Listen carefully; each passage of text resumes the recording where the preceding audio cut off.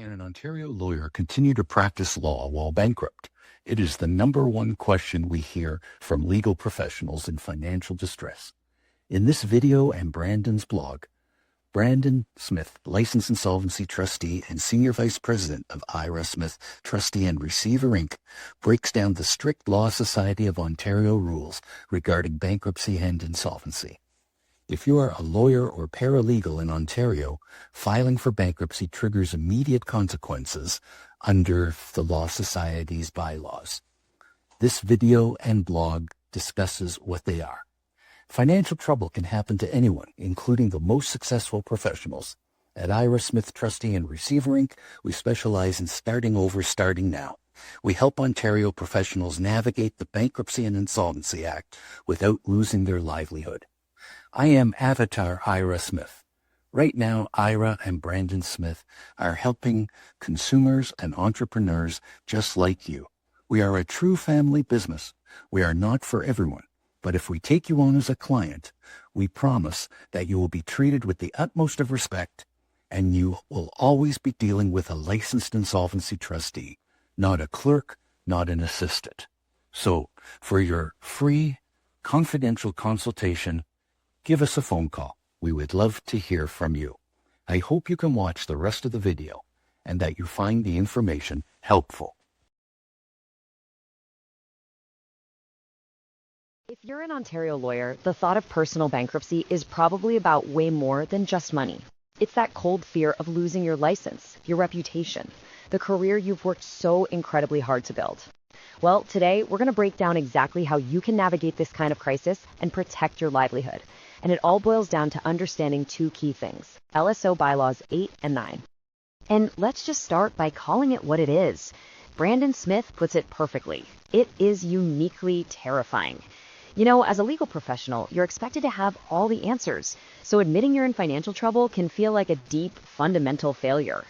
But here's the good news. This isn't a character flaw. It's a problem with a clear, strategic solution. Okay, so let's dive right in. The first thing we need to do is separate the myths, the stuff that causes that deer-in-the-headlights paralysis, from the actual reality of the situation. Because it's often not nearly as dire as you might think, as long as you take the right steps. Take a look at this number. Over 140,000.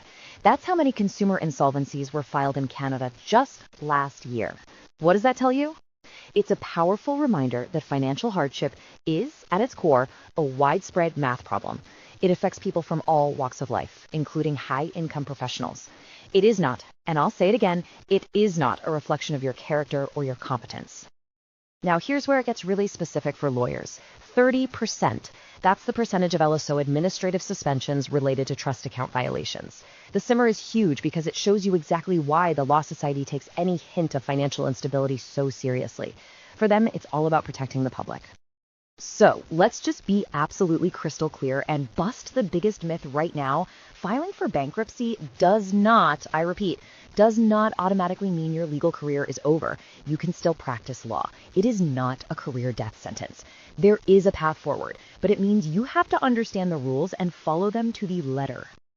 Okay, so let's get into the first non-negotiable step in this whole process: your absolute duty to report. Seriously, trying to hide the situation is the single worst mistake you could possibly make. This process here shows you everything you need to know. Your strongest defense, your only real defense, is total, complete transparency. You have to tell the Law Society immediately, you have to provide all the paperwork, and you have to cooperate completely.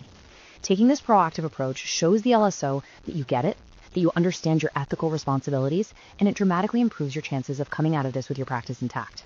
And now we get to Bylaw 9. This right here is where the consequences become very, very real for your day-to-day ability to actually practice law, especially if you're a sole practitioner. This is the big one. While you are an undischarged bankrupt, you are completely 100% barred from touching client trust funds. You can't accept retainers into trust, you can't pay out settlement funds.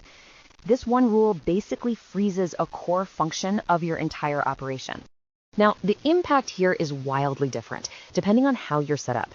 If you're in a firm, okay, it's a huge problem, but your non-bankrupt partners can handle the trust accounts. You can keep working, keep earning a living, with pretty minimal disruption, at least to the outside world. But If you're a sole practitioner, this can bring your practice to a grinding halt. Your only hope is to petition the LSO and convince them to approve a supervisor for your trust accounts, which, believe me, is a steep uphill battle. So if bankruptcy creates such a massive roadblock, especially for sole practitioners, there has to be a better way, right? What's the smarter path forward to actually protect your career? And the answer to that question is a resounding yes. This brings us to a really powerful alternative that's practically designed for this exact scenario. It's called a consumer or a Division I proposal. Think of it as a way to restructure your debts without having to take the full plunge into bankruptcy. Just look at this table. It lays out the strategic advantages so clearly. But just focus on that very first line, trust account access. With a proposal, it's usually permitted. That is a game changer, an absolute game changer. Plus, you get to keep all your assets and you can legally compromise your CRA debt, which, let's be honest, is often the main reason lawyers get into financial trouble in the first place. So what all this really means is that a proposal completely reframes the situation.